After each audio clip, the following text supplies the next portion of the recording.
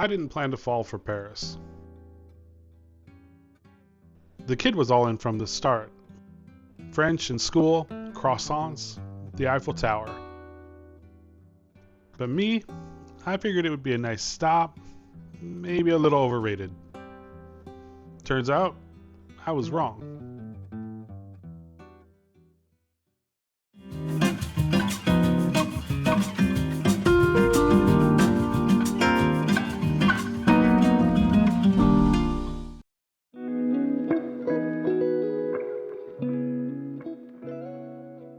My daughter's considering studying abroad in France, so we added Paris to our summer itinerary as a kind of trial run. Me? I was just along for the ride. Paris? Cool, I'll check it out. But it ended up being a highlight. We arrived at Gare du Nord, grabbed a taxi to our hotel, Hotel Londres in New York, right across from Gare Saint-Lazare, and checked in. And this is our view. Not bad. Great location, charming little balcony, and easy access to everything. We dropped our bags, rode the metro to Bouillon-Pigalle for a quick bite, and headed straight for the Seine. It was our first evening in Paris, and it could not have been better.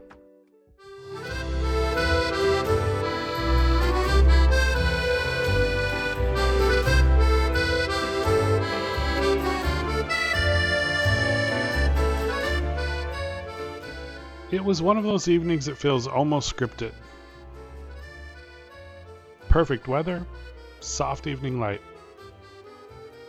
That kind of buzz in the air where everything just feels easy. We floated down the Seine as the sun dipped low. The buildings lit up, the bridges turned golden, and the banks were lined with Parisians drinking wine, playing music, and waving to the boats. It was our first glimpse of the city, and already it felt like something out of a movie. People always talk about how rude Parisians are, but that wasn't our experience. We got nothing but smiles that night, along with the quiet sense that maybe this trip was going to be something special. And just like that, we were taken in. Paris had made its case.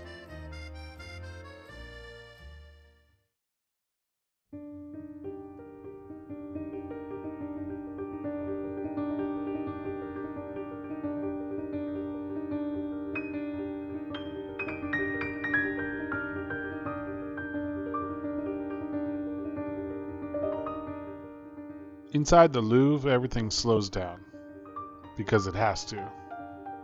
There's too much to absorb, too much beauty competing for your attention. We moved quietly through centuries, paintings that felt like whispers, then proclamations. I found myself drawn less to what I recognized and more to what I didn't. The details, the brushstrokes, the way light was captured, long before photography existed.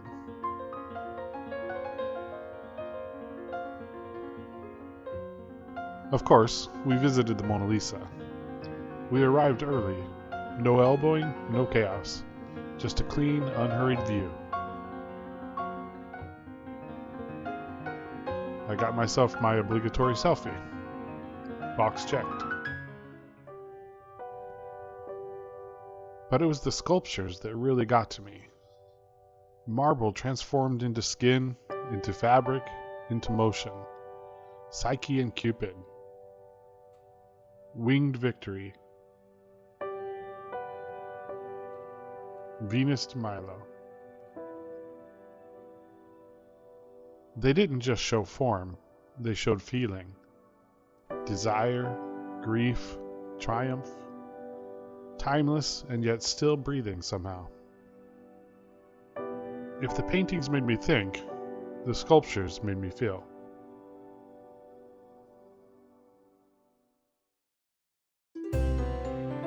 Versailles was a day trip. We took the train out on our own and had timed entry tickets. There were definitely crowds, but we got in early enough that it was still easy to move around. The palace was exactly what you'd expect. Grand, gilded, and unapologetically over the top. The Hall of Mirrors was a standout. All that golden glass, and just the faint echo of the Treaty of Versailles haunting the room. I told Maya it was basically an AP Euro study guide brought to life.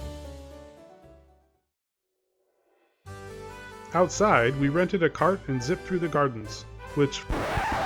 I've been told this is the part where I'm supposed to ask you to subscribe, so please do if you'd like to see where this channel is heading. And if you're actually curious about where that is, there's a trailer linked in the description below. Now back to the video. Outside, we rented a cart and zipped through the gardens, which, frankly, saved us both from blisters and heat stroke. It was hot that day. The day after we visited, there was a fire at Versailles. No damage, but they evacuated the whole place. It brought back memories of the Notre Dame fire a few years back. Just one of those reminders that these landmarks aren't invincible.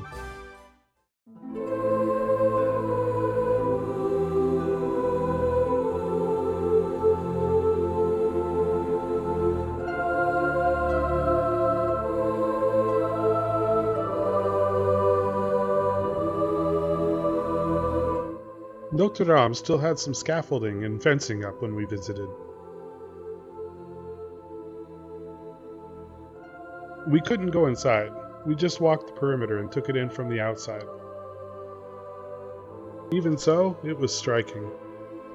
You could see the care going into the restoration, the effort to bring it back to what it once was.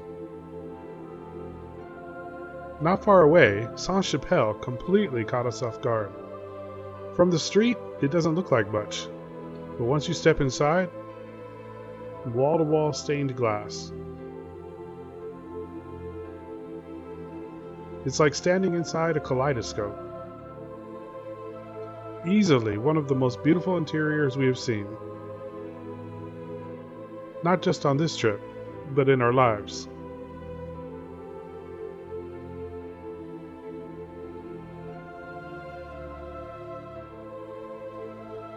We also stopped by the conciergerie next door. Interesting enough, but it's Sainte-Georges that really stayed with us.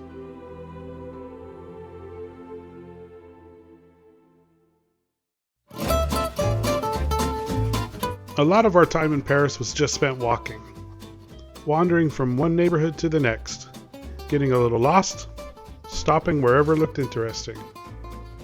At one point we encountered performers on the Pont Saint-Louis.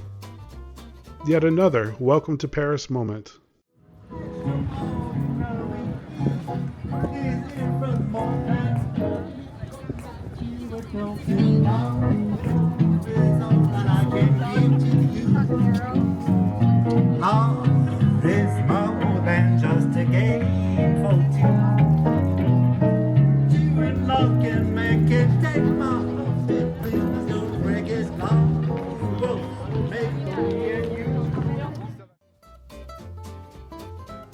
Galerie Lafayette was also a fun stop. The rooftop view gives you a great angle on the Eiffel Tower, but even the interior is worth seeing. Layers of balconies wrapped around a massive glass dome. Cafes and boulangeries are everywhere. Sometimes we'd grab something quick. Other times we'd sit for a while and watch the rhythm of the city unfold. For the most part, we ate simply. Pastries for breakfast, desserts for dinner, steak frites and wine, croque monsieur and wine, cheese and wine. You may notice a pattern. The kids stuck with Orangina. In a bit of an upset, the best food we had in Paris came from a Vietnamese restaurant called Pho Sainte-Georges, tucked into a quiet corner of the 9th arrondissement, not far from the Sainte-Georges metro stop. The beef pho was incredible. Easily the best I've had outside of Vietnam. The vegetables were fresh, vibrant, and impossibly green. And the woman running the place? One of the kindest people we met in all of France.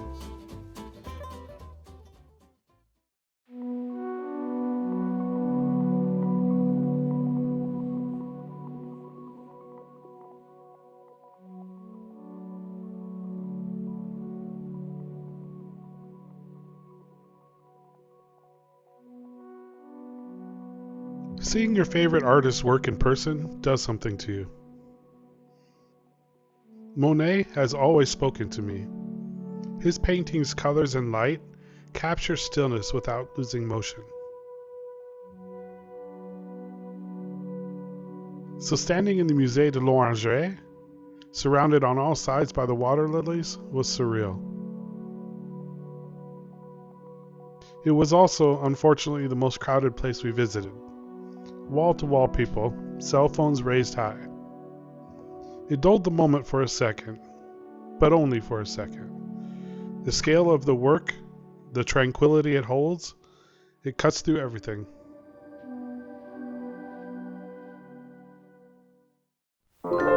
We changed gears after that, took the metro to Montmartre, rode the funicular up the hill, and stepped into a neighborhood buzzing with energy. From the base of Sacré-Cœur, the view over Paris stretches wide. The basilica itself, of course, is stunning. Walked a few of the streets, soaked in the color, the noise, the layers of it all.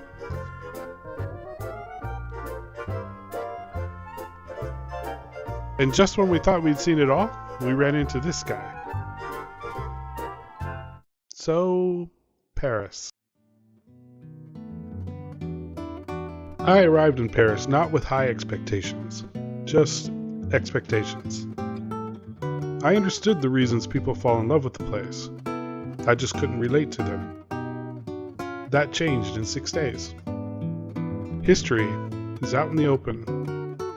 Art in every corner.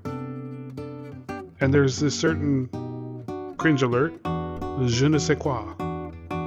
Paris captures the aesthetic, but it also has grit. I'm a believer now. If I were 20 years younger, Paris would be near the top of my list of places to live. Unfortunately, 6 days wasn't enough to see everything. We only walked past the Arc de Triomphe. Never made it to the Jardin du Luxembourg. Missed Opéra Garnier. That's okay. It gives us a reason to come back. And we will.